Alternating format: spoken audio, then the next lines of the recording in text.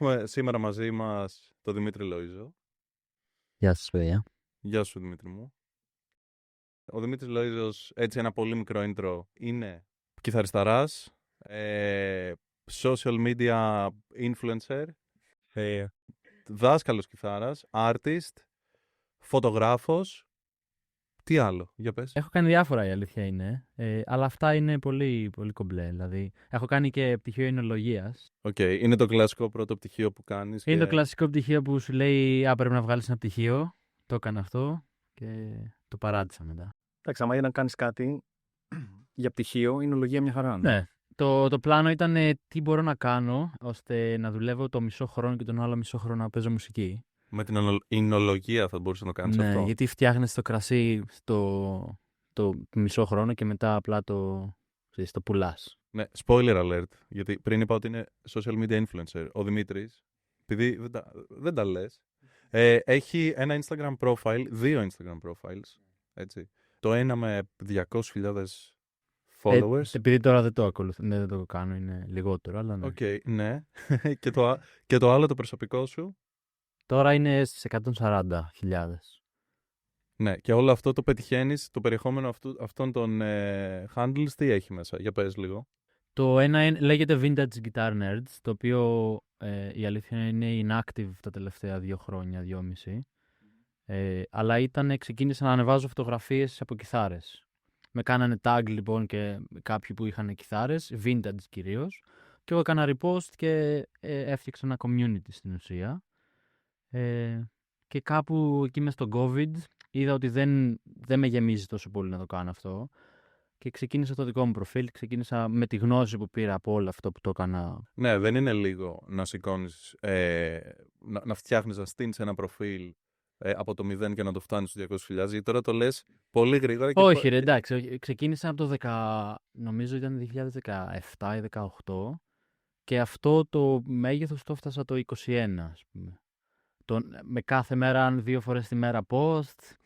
Δηλαδή είχε πολύ κυνήγι, πολλή δουλειά, ρε παιδί μου. Να στείλω sites, να απαντάω σε email, να απαντάω σε μηνύματα, comments, δηλαδή όλα αυτά είχα ρίξει δουλειά. 17-18 είναι αρκετά μετά την εινολογία, αλλά από την εινολογία μέχρι τότε, τι έκανες? Προετοιμαζόσουνα για να κάνεις αυτό ή προετοιμαζόσουνα για κάτι άσχετο με τις κιθάρες, με τη μουσική, με το παίξιμό σου, με τα τραγούδια σου? Δεν προετοιμαζόμουν να κάνω κάτι συγκεκριμένο. Νομίζω έκατσε το ότι αυτό μου αρέσει, ας το κάνω. Αυτό μου αρέσει, ας το κάνω. Οπότε έτσι πορεύομαι στη ζωή μου. Δεν είναι ότι έχω 5 χρόνια, τι θα γίνει σε 5 χρόνια. Είναι ότι μ' αρέσει να κάνω το Instagram, απολαμβάνω να μιλάω στον κόσμο και να χτίζω, είναι ένα community. Το έκανα και έγινε αυτό που έγινε.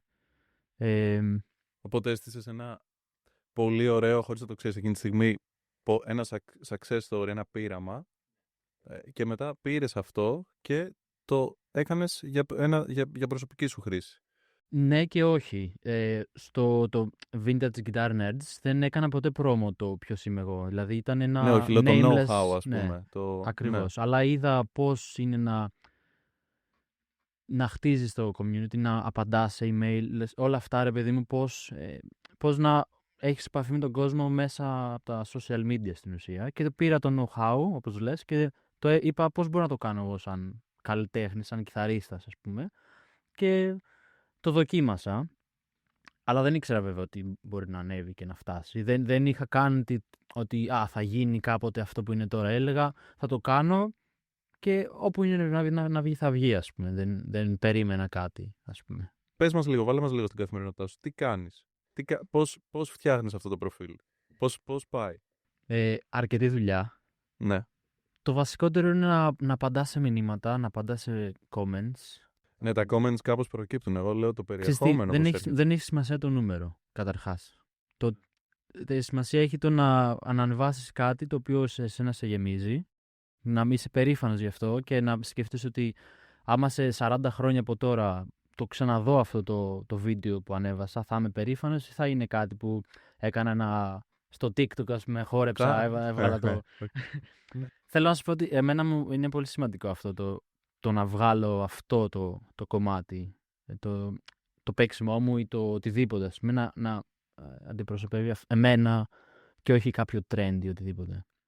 Αυτή τη σιγουριά πώς τη βρίσκεις εσύ?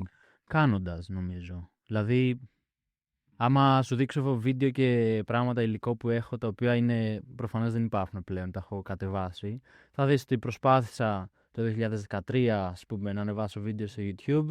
Δεν μ' άρεσε, δεν ένιωθα την αυτοπεποίθηση που μπορεί να έχω τώρα, ας πούμε.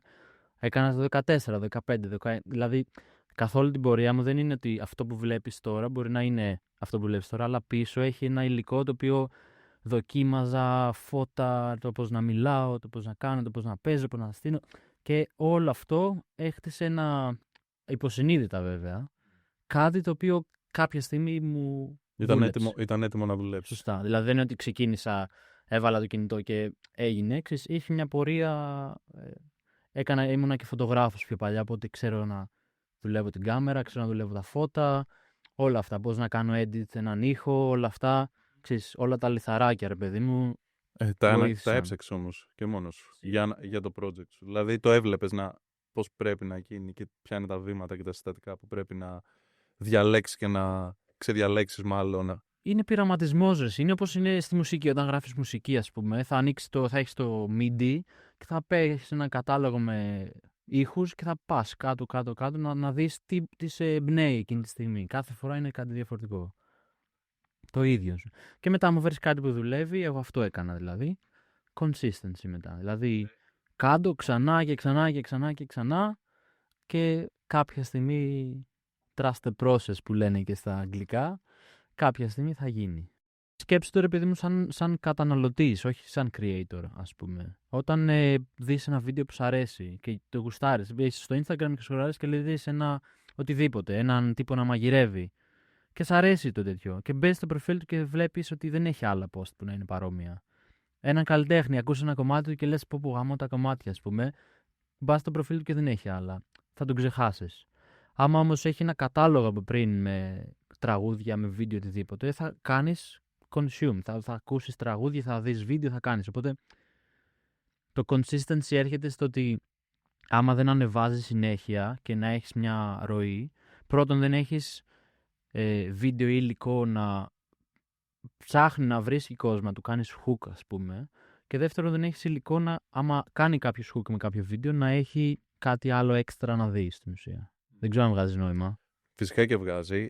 Από τη μεριά του καταναλωτή, όπως λες, και του ακροατή, για να το πω έτσι, έχει νόημα. Από τη μεριά του δημιουργού όμως, δηλαδή η συνέπεια είναι μία λέξη. Εγώ πολλές φορές, θα τολμήσω να πω και εγώ ως δημιουργός,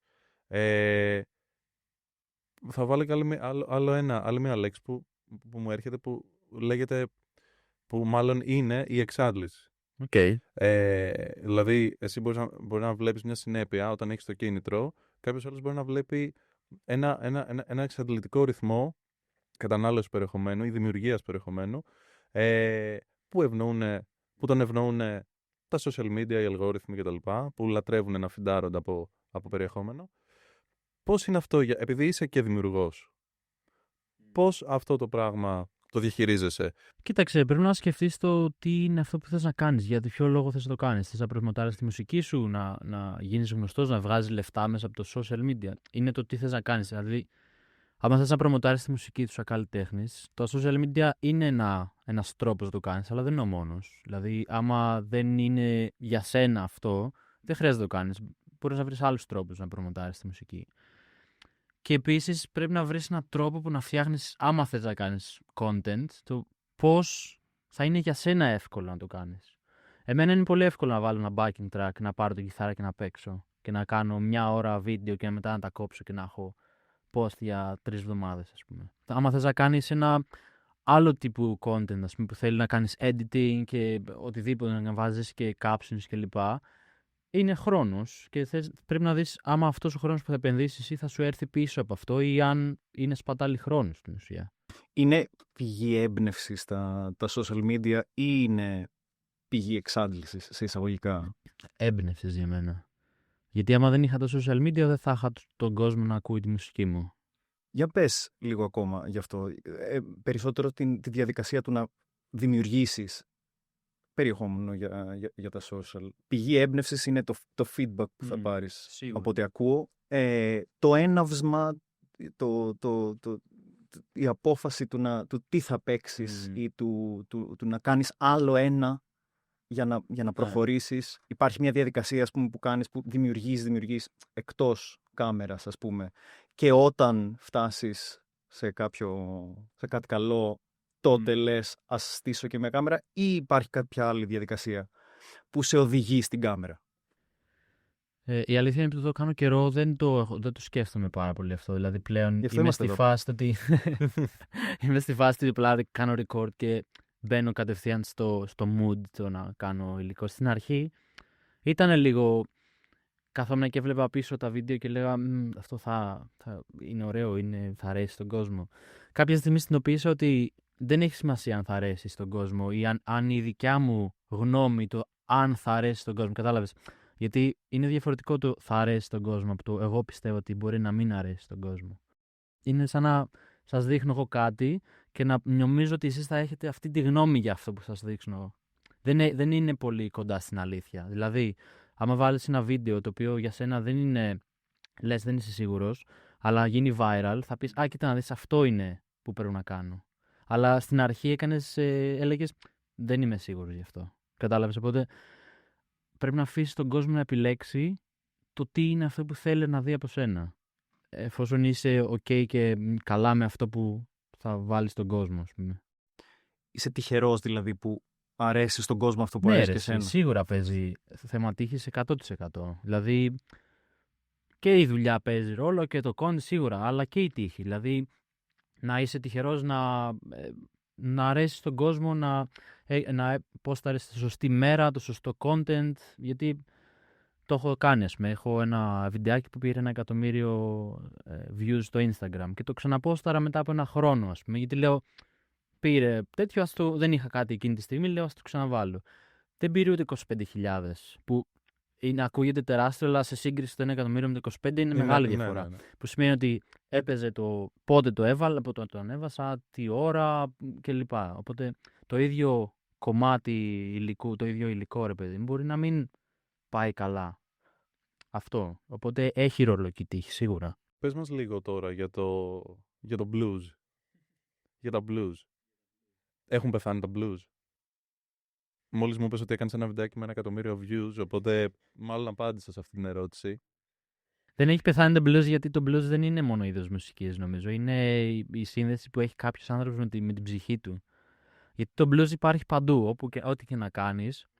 Είναι η πηγή, είναι η αρχή της δυτικής μουσικής που έχουμε. Το rock, το R&B, ας πούμε, σημαίνει rhythm and blues στην ουσία, και το οποίο εξελίχθηκε στο R&B που ακούμε σήμερα.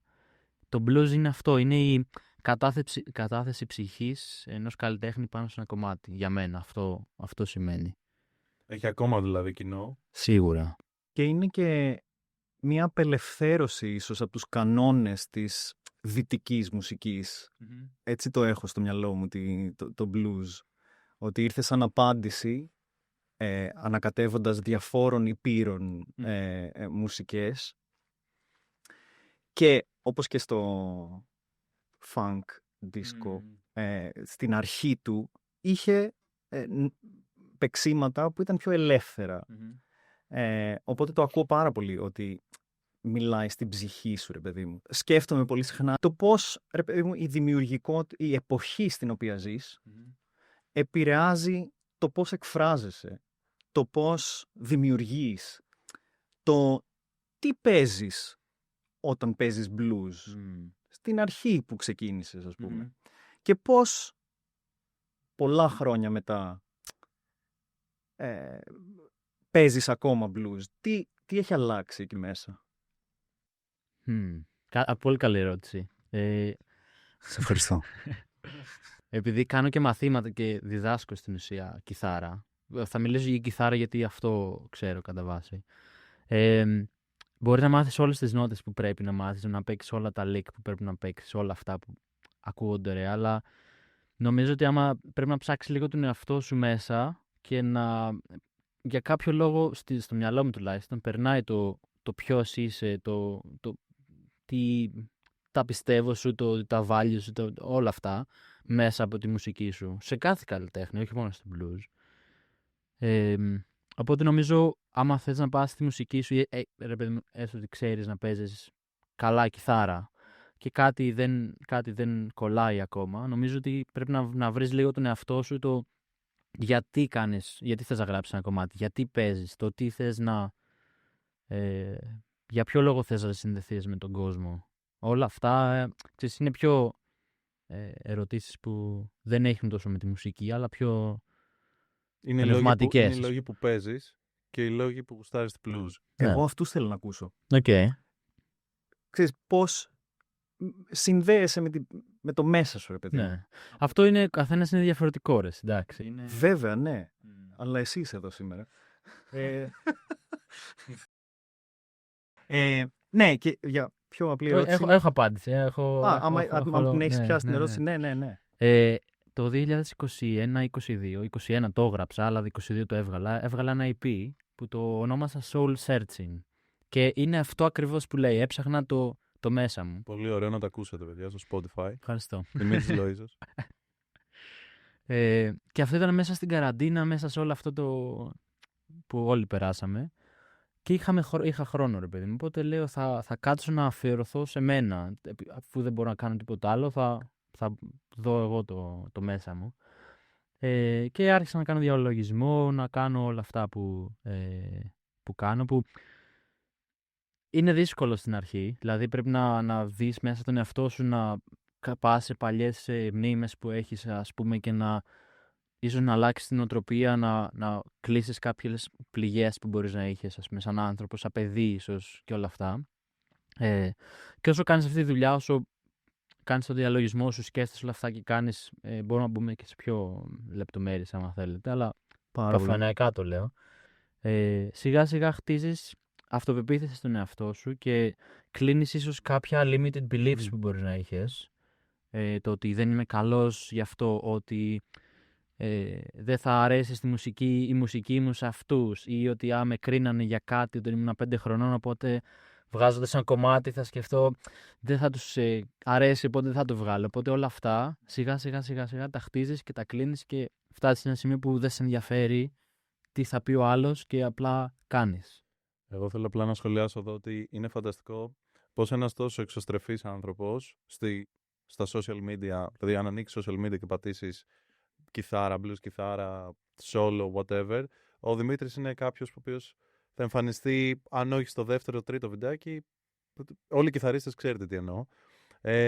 Πως ένας τόσο εξωστρεφής άνθρωπος στα social media, λοιπόν, που παράγει καθημερινά περιεχόμενο, ακούμε τώρα να μας λέει ότι κοιτάει πρώτα μέσα του, είναι βαθιά εσωστρεφή στην ουσία, ψάχνεται πάρα πολύ και μετά βγαίνει έξω και λέει με παρησία, ξέρω εγώ, μάγκες, εδώ είμαι, πάρτε το solo, πάρτε το κομμάτι μου, τσεκάρετε αυτό, το πετάλι, Είμαι εσωστρεφής σαν άνθρωπος. Έχω βρει τον τρόπο μου που για μένα είναι εύκολο. Ναι, είναι φανταστικό αυτό που λες. Κοιτάω πρώτα μέσα μου, κοιτάω πάρα πολύ μέσα μου. Κάνω διαλογισμό, ψυχανάλυση ενδεχομένως. Παίζω πάρα πολύ που είναι μια μορφή. Είναι σίγουρα μια μορφή ψυχανάλυσης το να παίξεις. Και είσαι μετά εκεί έξω, out and loud, ας πούμε, ότι κοιτάξτε με. Κοιτάξτε τι ωραία πράγματα που κάνω, δηλαδή, όχι με... Η αλήθεια είναι ότι δυστυχώς ή ευτυχώς έχουμε μία ζωή σε αυτόν τον κόσμο. Οπότε ξυπνάω κάθε μέρα και σκέφτομαι, θέλω να ζήσω αυτή τη μέρα και να αξίζει, ρε φίλε. Δεν θέλω να τη χαραμίσω. Δεν θέλω να φύγει μια μέρα και να πω ότι δεν άξιζε να ζήσω αυτή τη ζωή. Εγώ εκεί σε αυτό το σημείο έχω φτάσει. Φοβερό σημείο. Παίζει ένα σόλο. Η επόμενη νότα, από πού έρχεται? Δεν ξέρω. Ίσως από τα χρόνια πρακτικής που έχω κάνει, από το τι θέλω να ακούσω εγώ, από τα ακούσματα που μπορεί να είχα, από διάφορα πράγματα.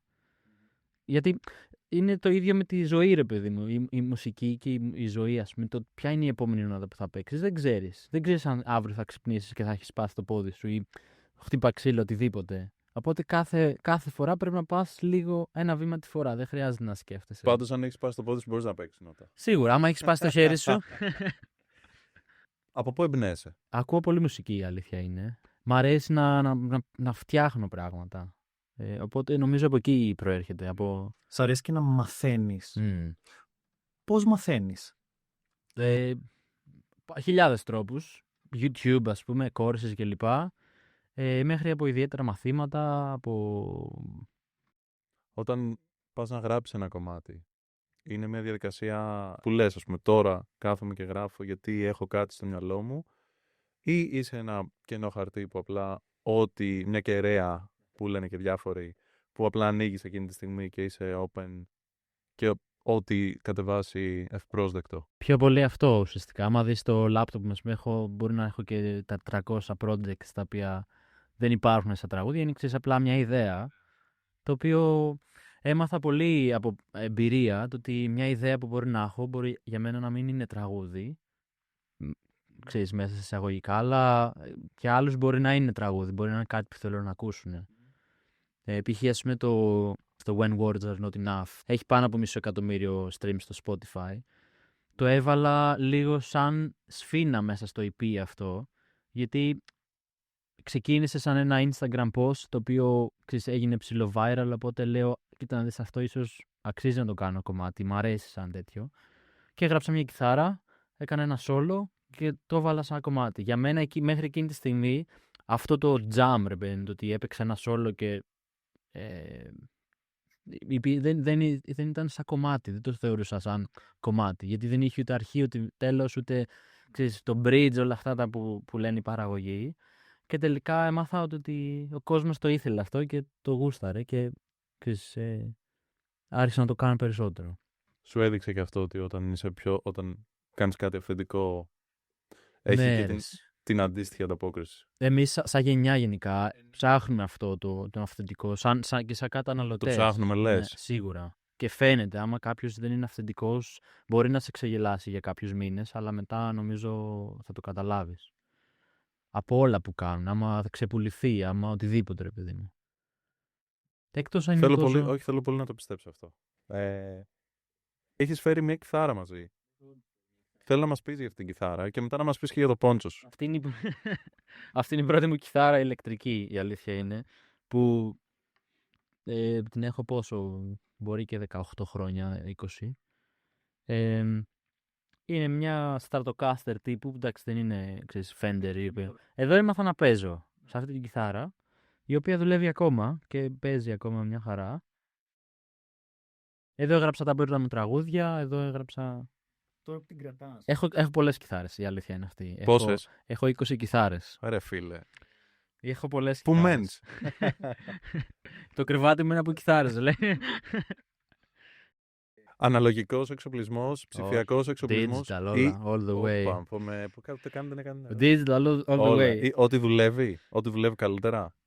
Κοίτα, σίγουρα analog είναι καλύτερο. Δεν λέω όχι, εννοείται. Ναι, για πες. Ναι. Αλλά το να κουβαλάς έναν NCT που ζυγίζει 30 κιλά και μια πεταλιέρα που ζυγίζει άλλα 30, 3 κιθάρες και όλα αυτά, δεν το κάνω. Έχεις απομυθοποιήσει δηλαδή το ότι κυνηγάω αυτόν τον ήχο. Ξέρεις τι, τον κυνηγάω τον ήχο, αλλά άμα το digital, βρέξει, χιονίσει, έχεις τον ηχολήπτη που ξέρεις, δεν έχεις τον ηχολήπτη που ξέρεις, το venue κλπ. Έχεις αυτόν τον ήχο. Δεν μιλάω μόνο για live. Για live συμφωνώ και εγώ. Παντού. Και στις ηχογραφήσεις είσαι... Όλα μου τα κομμάτια είναι ψηφιακά. Τώρα βλέπω πολύ lack of mentors σε αυτή τη χώρα, ας πούμε. Ισχύει, και το mentality του... Εγώ με ό,τι mentor έχω κάνει είναι εξωτερικό, εννοείται. Ναι. Εντάξει, δεν είναι ότι δεν θα βρεις και στην Ελλάδα ανθρώπους που έχουν ασχοληθεί με πράγματα, αλλά... Αυτό το relationship του mentor, ρε παιδί μου, του να δείξεις τον άλλον ποιος είσαι. Ξέρεις τι, νομίζω ότι έχουμε πρόβλημα στην Ελλάδα με το να μην μοιραστώ την πληροφορία που έχω για να είμαι εγώ καλύτερος του χωριού. Αλλά άμα κρατήσεις αυτή την οτροπία, δεν θα είσαι ο καλύτερος του χωριού, θα είσαι ο μαλάκας του χωριού που κρατάει τα πάντα για τον εαυτό του. Άμα θες να προχωρήσεις μπροστά τον κόσμο, ρε παιδί μου, το χειρότερο που πρέπει να κάνεις είναι να κρατήσεις πληροφορίες για σένα. Και ειδικά σε μια εποχή που η πληροφορία είναι παντού. Δηλαδή, τι ξεκλείδωσες εσύ με τους μέντορες που είχες? Το ότι πρώτον δεν είμαι καλύτερος από όλους. Το ότι συνειδητοποιείς ότι πάντα έχεις κάτι να μάθεις. Πάντα. Δηλαδή, και ο καλύτερος να είσαι, ό,τι και να κάνεις, πάντα έχεις κάτι να μάθεις. Οπότε, άμα πας με αυτή τη λογική, ρε παιδί μου, θα είσαι ανοιχτός να πάρεις άλλες γνώμες, να δεις άλλα πράγματα. Δεν θα είσαι ποτέ κλειστό μυαλός με το ότι εγώ ξέρω καλύτερα και εγώ θα κάνω αυτό που πρέπει. Και εκφράζεται και στις δημιουργίες σου και πιθανώς στη δημιουργικότητά σου εδώ. Σίγουρα. Νομίζω, ναι. Σίγουρα. Αντί να μιμείσαι ή να προσπαθείς να μιμηθείς, ναι, de facto θα μιμηθείς κάποια πράγματα. Σίγουρα θα μιμηθείς κάποιους ανθρώπους και πράγματα που σου αρέσουν, αλλά στην ουσία η ιστορία που θα πεις εσύ σαν άνθρωπος είναι όλα τα ερεθίσματα που έχεις σε ένα σύνολο. Όλοι μας έχουμε διαφορετικά ερεθίσματα. Όλοι μας έχουμε άλλη παιδική ηλικία, άλλο background. Νομίζω ένα σημαντικό κομμάτι είναι το ότι άμα σε νοιάζει το τι θα σκεφτεί ο άλλος για σένα ή όχι. Γιατί εκεί είναι που δεν νιώθεις ότι μπλοκάρεις τον εαυτό σου. Ας πούμε τώρα εγώ ήρθα με ένα πόντσο και ένα καπέλο. Με κοιτάνε στον δρόμο περίεργα, σου λέει τι είναι αυτός με το πόντσο. Αλλά χέστηκα. Γιατί αυτή είναι η αλήθεια μου. Εγώ μ' αρέσει, το βάζω και τώρα άμα η Κυριακούλα που θα με δει στο λεωφορείο ή στο καφέ θα σκεφτεί τι φοράει αυτός. Αυτή έχει το πρόβλημα, δεν το έχω εγώ. Γιατί εγώ είμαι ok με αυτό. Κατάλαβες. Οπότε, άμα αφήνεις τους άλλους να σε επηρεάζουν, σημαίνει ότι δεν θα αφήσεις τον εαυτό σου στην ουσία να ζήσει αυτά ακριβώς. Και αυτό επεκτείνεται και στη μουσική και στα content και σε όλα. Όταν γνωρίζεις κάποιον πρώτη φορά, και του λες ότι έχω αυτά τα streams, έχω αυτούς τους followers. Δεν το λέω καταρχάς. Ρε παιδί μου, όταν. Γεια σου, είμαι αυτός. Προφανώς, εντάξει. Ενώ όταν το καταλαβαίνει αυτό το πράγμα, όταν το βλέπει, μπορεί να του πεις είμαι artist, θα μπει να σε ακολουθήσει και σου πει wow, έχεις τόσα. Θα το πεις. Είναι περίεργο για μένα αυτό, να σου πω την αλήθεια μου. Γνωρίζω κάποιον και του λέω να είμαστε φίλοι στο Instagram και μπαίνει και βλέπει ότι έχω ένα κοινό. Βλέπω ότι έχει μια διαφορετική αντιμετώπιση. Βλέπει ένα opportunity σε αυτό. Το ότι, κοιτάξτε, ο άλλος έχει κάτσει να γίνουμε φίλοι μαζί του και να πάρουμε κι εμείς. Δεν ξέρω. Ναι. Κατάλαβε. Οπότε το έχω δει και αυτό να συμβαίνει. Το ότι έλα ρε, κάνε ένα story να είμαστε μαζί. Που καταλαβαίνεις ότι δεν είναι γιατί θέλει να είμαστε φίλοι, ας πούμε, ή είναι για κάτι άλλο. Όταν ξεκίνησα το Vintage Guitar Nerds που θυμάστε, που λέγαμε. Θυμάμαι ρε παιδί μου ότι όταν έφτασα τα 10.000 followers, για μένα ήταν κάτι wow, ας πούμε. Έλεγα, κοίτα να δεις τι wow. Θυμάμαι χαρακτηριστικά είχα στο κινητό μου alarms για να αποστάρω. Και μπορεί να ήμουν έξω για βόλτα με φίλους, με οικογένεια, με διάφορα ρε παιδί μου και χτύπαγε το κινητό μου και έπρεπε να κάνω post. Τότε το είχα πάρα πολύ πειθαρχημένο, έπρεπε να κάνω post. Και είχα πολλές φορές. Μα έτσι έφτασες. 8-19 κάπου εκεί. Εκεί που έφτασες. Αυτό όμως τότε δεν το καταλαβαίνανε. Δηλαδή, πολλές φορές με κοροϊδεύανε. Άστε ρε τα post, καλά, κάτσε εδώ να κάνουμε τέτοιο. Με το που έφτασα 10.000 followers, ξαφνικά, αντί να μου πούνε άσε, πώς το κάνεις αυτό. Οπότε, νομίζω πλέον το 25 είμαστε στην εποχή που το να βγάζεις λεφτά μέσα στο ίντερνετ υπάρχει χρόνια, τουλάχιστον 10 χρόνια που υπάρχει αυτό. Οπότε ίσως είναι λίγο πιο κατανοητό. Αλλά σίγουρα υπάρχει νοοτροπία το και τι κάνεις, ποια είναι η καθημερινότητά σου. Εδώ πολλές φορές μπορεί να με ρωτήσουν και πώς βγάζεις λεφτά, ποια είναι, δηλαδή. Γιατί επίσης υπάρχει νοοτροπία που δεν είναι μόνο Ελλάδα, σίγουρα. Το ότι έχω μια δουλειά και αυτό είναι. Για μένα είναι τελείως το αντίθετο. Δεν έχω μια δουλειά, έχω πολλές δουλειές και βγάζω πολλά εισοδήματα μικρότερα μένα, αλλά από πολλές πλευρές. Σε έχει κομπλάρει ποτέ το ότι τώρα πρέπει να αποστάρω? Έχεις βρεθεί μπροστά σε τοίχο? Ναι ρε, εννοείται. Τι κάνεις? Δεν ποστάρω. Οκ. Λέω θα πάω την επόμενη μέρα. Το περίμενα. Ναι. Βάσει αυτών που έλεγες πριν, δηλαδή ότι είσαι κερέας. Κεραίος. Δεν είσαι διαλογιστής. Έχεις νιώσει ποτέ τρομερό μπλοκ Ναι, εννοείται. στη δημιουργικότητα? Δεν μπορώ. Μάγκες, δεν μπορώ να το κάνω. Σίγουρα. Ο λόγος που έχεις mental blocks, ρε παιδί μου, είναι γιατί κάτι συγκρούεται με τα πιστεύω σου και την καθημερινότητά σου. Και κάτι στη ζωή σου δεν σε αφήνει. Με ποιο τρόπο δεν σε αφήνει? Μπορεί να έχεις άγχος για τη δουλειά, μπορεί να έχεις άγχος για τον νίκη σου, μπορεί να έχασες κάποιο δικό σου, οτιδήποτε. Κάτι υπάρχει το οποίο δεν σε αφήνει. Ο καλύτερος τρόπος για να το ξεπεράσεις είναι να γράψεις ένα τραγούδι για αυτό ακριβώς το πράγμα. Και ουσιαστικά να το βγάλεις από μέσα σου. Αφού το αποδεχτείς.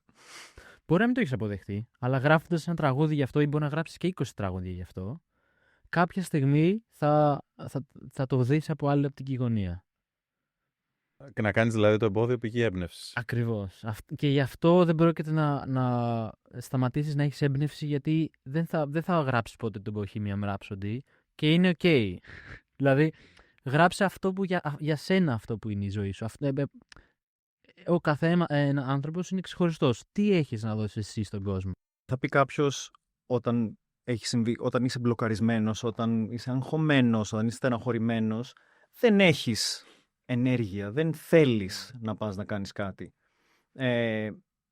Το έχεις ζήσει αυτό? Είναι περίοδοι. Δηλαδή μπορεί για ένα μήνα να είσαι κατά και να μην θες να πιάσει κιθάρα. Μου έχει συμβεί, εννοείται. Μην βάλεις προσδοκίες στον εαυτό σου. Και αυτό, εμένα μου αρέσει αυτό σαν independent καλλιτέχνης, ας πούμε, που δεν έχω ούτε δισκογραφικές ούτε τίποτα.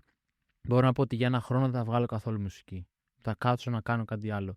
Και νομίζω είναι θεμιτό να το κάνεις αυτό.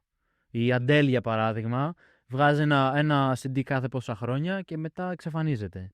Αυτό είναι πολύ καλό για την ψυχική σου υγεία. Το αποζητάνε όλοι οι μεγάλοι καλλιτέχνες. Το να έχεις ένα ωραίο, όμορφο χώρο να δημιουργήσεις είναι σημαντικό. Και γι' αυτό το στούντιο που έχεις χτίσει είναι super γι' αυτό. Δηλαδή, Ευχαριστούμε πάρα πολύ.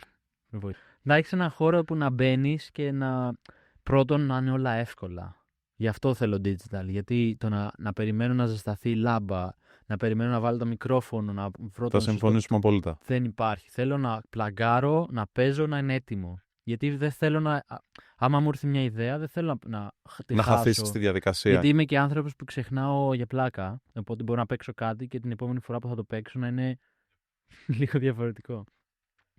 Οπότε αυτό, να είναι ένας χώρος ο οποίος να είσαι άνετος, δηλαδή να νιώθεις ότι εδώ μπορώ να βγάλω την ψυχή μου, ρε παιδί μου.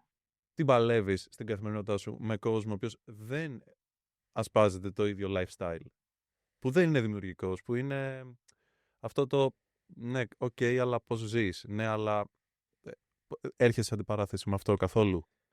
Κάποτε ναι, τώρα πλέον φεύγει έτσι, εδώ. Άμα κάποιος μου πει δεν έχεις μια normal δουλειά, οκ, δεν έχω, αλλά ξυπνάω και είμαι χαρούμενος, ναι.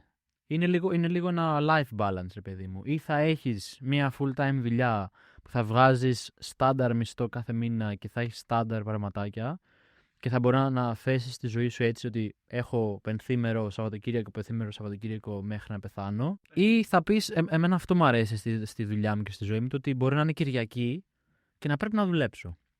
Δεν έχω κανένα πρόβλημα, γιατί ξέρω ότι τη Δευτέρα θα κάτσω, θα ηρεμήσω. Θα την μπορείς να θέσεις τη ζωή σου όπως την θες εσύ. Και είναι ότι μπορεί να βγάλεις περισσότερα χρήματα από ό,τι θα μπορούσε να βγάλεις σε full time δουλειά. Αυτό εντάξει, προσωπική δουλειά είναι. Αλλά και το ότι μπορώ, άμα έχω μια έμπνευση και μπορώ να κάτσω να γράψω μια Τετάρτη πρωί ένα κομμάτι, έχοντας μια καθημερινή δουλειά και μια καθημερινότητα που δεν θα μπορούσα να είμαι ελεύθερος, ίσως να μην μου έβγαζε τόσο πολύ να μην είχα τόσο δημιουργικότητα, ας πούμε. Αν είχες μια δουλειά, θα μπορούσες να κάνεις όλα όσα κάνεις τώρα? Ναι, αλλά θέλει πειθαρχία. Είναι δύσκολο, δεν είναι εύκολο. Δηλαδή, άμα είσαι κουρασμένος από τη δουλειά και εξαρτάται και τη δουλειά που θα κάνεις και πόσο σ' αρέσει ή πόσο δεν σ' αρέσει, πόσο άμα είσαι σερβιτόρος, ας πούμε, και θες να κάνεις. Για παράδειγμα, επειδή το έκανα αυτή τη δουλειά. Άμα είσαι στο πόδι 8-9 ώρες, ας πούμε, δεν θα έχεις την διάθεση να παίξεις μουσική μετά. Δεν την έχεις. Αλλά άμα έχεις την πειθαρχία, θα ξυπνήσεις μια ώρα νωρίτερα ή θα κοιμηθείς μια ώρα αργότερα. Θα κάνεις συγγνώμη για την έκφραση, το σκατό σου παξιμάδι και θα το κάνεις. Δηλαδή, δεν νομίζω ότι βγαίνει αλλιώς. Γιατί όλοι πρέπει να πληρώσουμε τον νίκη μας. Καλός ή κακός. Όλοι πρέπει να έχουμε λεφτά να φάμε. Οπότε είναι αυτό που λένε το vocation στα αγγλικά. Το ότι η δουλειά σου μπορεί να είναι πολύ διαφορετική από το vocation σου. Το vocation σου είναι το κάλεσμα. Το κάλεσμά σου. Μπορεί εσύ να έχεις μια δουλειά καθημερινή να βγάζεις τα χρήματά σου, αλλά το κάλεσμά σου είναι διαφορετικό. Και δεν χρειάζεται να συγκρίνεις το κάλεσμά σου και την καριέρα σου σαν μουσικός ή οτιδήποτε με κάποιον άλλον, γιατί ο κάθε ένας έχει διαφορετικό τρόπο ζωής. Κάποιος μπορεί να έχει λεφτά από τους γονείς του, να μην χρειάζεται να δουλέψει ποτέ και να έχει βγάλει 30 albums και να έχει Grammys. Αλλά για μας δεν ισχύει αυτή η καθημερινότητα, γιατί είμαστε στην Ελλάδα, είμαστε δεν ξέρω εγώ τι. Οπότε αυτό. Πόσο σημαντικό είναι να έχεις συνεννοηθεί και εξερευνήσει τον εαυτό σου για να είσαι δημιουργικός και να βγάζεις υλικό και δουλειά η οποία σημαίνει κάτι για σένα. Σίγουρα πρέπει να. Δηλαδή, νομίζω ότι ακόμα και μουσική να μην έπαιζα, εγώ αυτό θα το έκανα έτσι κι αλλιώς. Δεν νομίζω ότι είναι μόνο η μουσική που με έκανε να εξερευνήσω τον εαυτό μου. Αλλά νομίζω ότι βοηθάει στο ότι άμα έχεις εξερευνήσει τον εαυτό σου μέχρι ένα βαθμό τουλάχιστον, ίσως δεν σε νοιάζει τι θα πει ο άλλος. Για μένα είναι πάρα πολύ σημαντικό, γιατί το είχα μικρότερο στο ότι τι θα πιστεύει ο άλλος άμα κάνω τις γκριμάτσες που κάνω όταν παίζω κιθάρα. Αυτό το πράγμα τι είναι, ρε φίλε, που μου το λένε όλοι. It's okay να κάνεις γκριμάτσες. Το νιώθεις όταν παίζεις. Σταματήστε να κρίνετε τους κιθαρίστες που κάνουν γκριμάτσες όταν παίζουν. Ακριβώς. Και ξέρεις πόσα comments έχω για αυτό το πράγμα. Εγώ το βρίσκω υπέροχο. Το θέμα είναι ότι άμα το έπαιρνα, ξέρεις, αυτό καθεαυτό έτσι πως είναι, δεν θα σταμάταγα να ανεβάζω. Γιατί θα με επηρέαζε. Ότι τι κάνω λάθος, κοίτα, δεν αρέσει τον κόσμο. Εν τω μεταξύ, είσαι από τις πιο cool. Εντάξει, τώρα αυτό φαίνεται περίεργο που θα πω, αλλά είσαι από τις πιο cool γκριμάτσες σε κιθαρίστα που έχω δει. Αλλά αυτό νομίζω ότι το να μην σε νοιάζει θα πούν οι άλλοι είναι το καλύτερο πράγμα που μπορεί να κάνεις. Καλύτερη συμβουλή που έχεις να μας δώσεις. Ναι. Και αυτό που θα πω εγώ θα ακουστεί περίεργο, γιατί είδα πάρα πολλά βιντεάκια σου και πρόσεξα ότι κάνεις λιγότερη κιθαρόφατσα. Όντως. Πιο τώρα. Τώρα. Παλιότερα έκανες περισσότερη κιθαρόφατσα. Okay. Άρα έχεις επηρεαστεί υποσυνείδητα. Πολύ πιθανό. Πάρα πολύ πιθανό. Πολύ πιθανό, ναι. Μιτσάκο, Δημήτρη Λοΐζο για το κοινό. Δεν θα μπορούσαμε να σκεφτούμε καλύτερο καλεσμένο για πρώτο podcast. Ευχαριστούμε πάρα πολύ που ήρθες. Ευχαριστώ που με καλέσετε. Όχι, εμείς ευχαριστούμε. Όχι, εγώ ευχαριστώ. Ακολουθήστε τον βασικά. Και αν δεν τον ακολουθείτε ήδη. Στα social media, όχι στην πραγματικότητα. Ναι. Πες λίγο τα handles σου εκεί πέρα. Δημήτρης Λοΐζος, ό,τι άμα γράψετε θα με βρείτε. Παντού, στο Spotify, στα Instagram, στα TikTok, στα YouTube. Ανυπομονούμε να σας ξαναδούμε. Και εγώ ελπίζω στο 100 να κάνουμε. Θα κάνουμε πετειακό και θα έρθεις και θα τζαμάρουμε. Τέλεια. Δεν μιλάμε. Θα παίζουμε μόνο. Θα κάνουμε συζήτηση μόνο με jam. Και γκριμάτσες.